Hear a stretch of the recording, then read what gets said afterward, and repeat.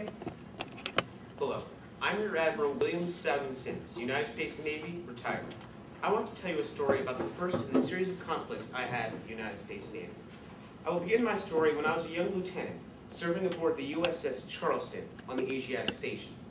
While on the Asiatic Station, I sent reports to the Navy Department detailing the characteristics of the various Chinese and Japanese ships currently engaged in the Sino-Japanese War. In 1896, I was offered the job of naval attaché to France in Paris, where I cataloged the alarming superiority of gunfire systems aboard the warships of France, Britain, and Russia.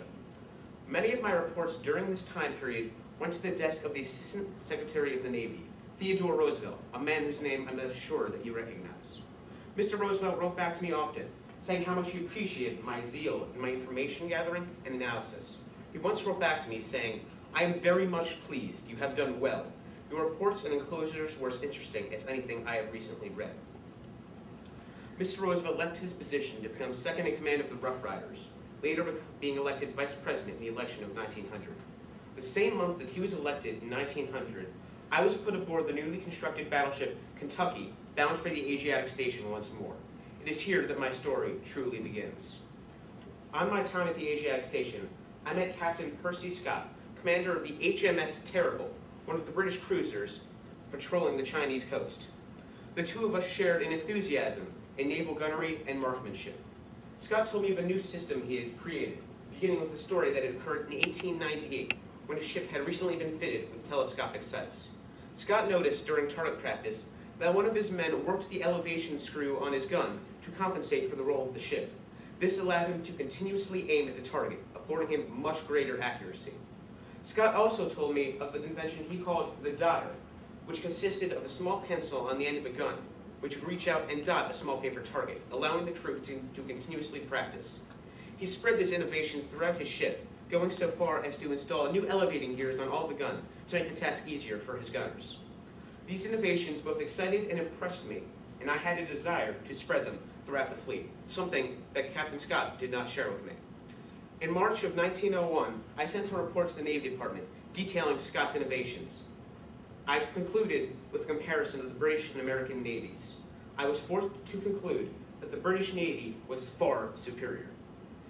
Following my report, I expected a response of some kind, but as time went on, and I received no response, I became increasingly aggravated and infuriated.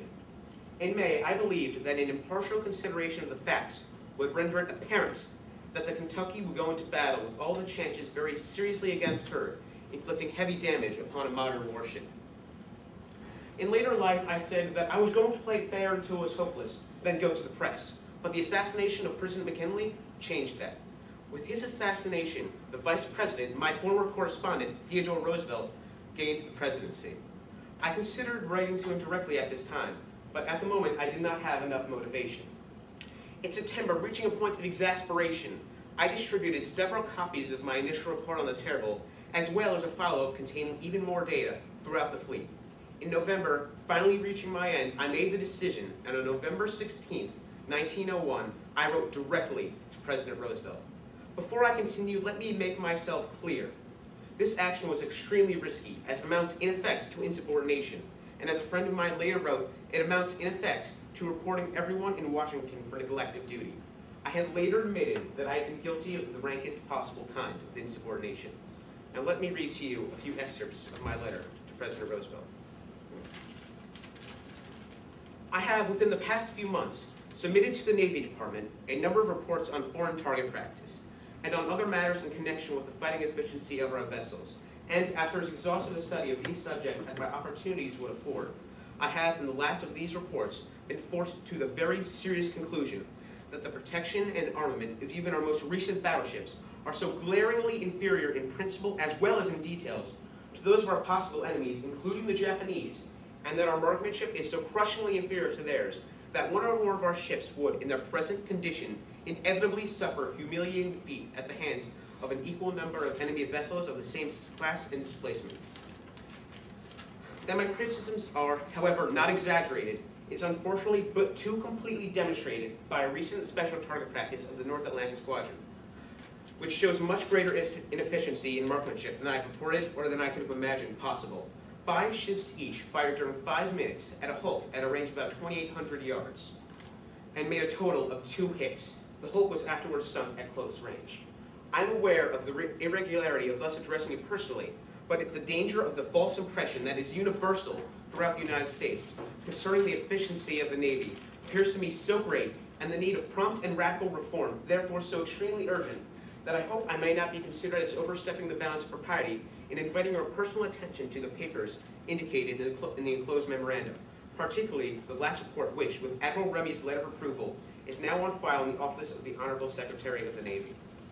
President Roosevelt is said to have been so concerned that he ordered a special target practice of the North Atlantic Squadron. During this test, the target was not hit once. President Roosevelt was apparently so appalled that he used to have said, "Telegraph to China for that young man. Give him entire control of target practice for 18 months. Do exactly what he says. If he doesn't accomplish something that time, cut his head off and try someone else." However, Mr. Roosevelt did not do this and instead sent the following reply. "My dear Lieutenant Sims, I value your letter. I think you unduly pessimistic, as you certainly were at the outset of the Spanish-American War, when, as you may remember, you took a very gloomy view of our vessels even as compared with those of Spain. Nevertheless, I would 100-fold over that you erred upon the side of thinking us not good enough than of thinking us too good, and many of the suggestions that you have made in the past, both upon the need of improving our gun practices and of doing away with or removing faulty construction in our battleships, have been genuinely fruitful. I thank you for writing me. I shall always be pleased to hear from you in criticism or suggestion. Sincerely, Theodore Roosevelt." Despite a lack of wholehearted approval contained within this letter, President Roosevelt did order my initial report on the Terrible to be distributed throughout the fleet. Noting Roosevelt's approval, Rear Admiral Henry C. Taylor, one of the few high-ranking officers who supported my efforts, recalled me to Washington and appointed me Inspector of Target Practice. I held this title from 1902 until the end of Roosevelt's second term in 1909. I risked my career in writing directly to the President. However, that was a consequence I was willing to accept because continuous aimed gunfire was too important to the future of this country for me not to do everything in my power to institute it. However, not only was my career not ruined, I was given full control over the target practice standards of the United States. Using this new power, I instituted a series of reforms and new policies that led to a reported increase in marksmanship of 3,000%. My policies were put to the test not long after they were instituted. For just a year before my appointment, President Roosevelt had announced his new Big Stick style of foreign diplomacy, named after the quote, "Walk softly and carry a big stick, and you will go far."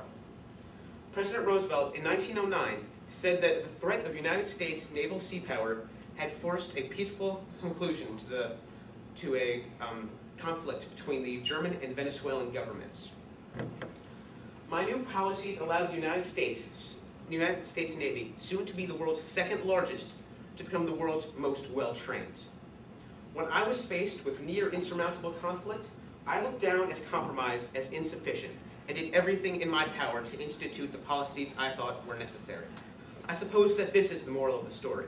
When faced with conflict, do everything in your power to institute what you believe is right. Thank you for your time.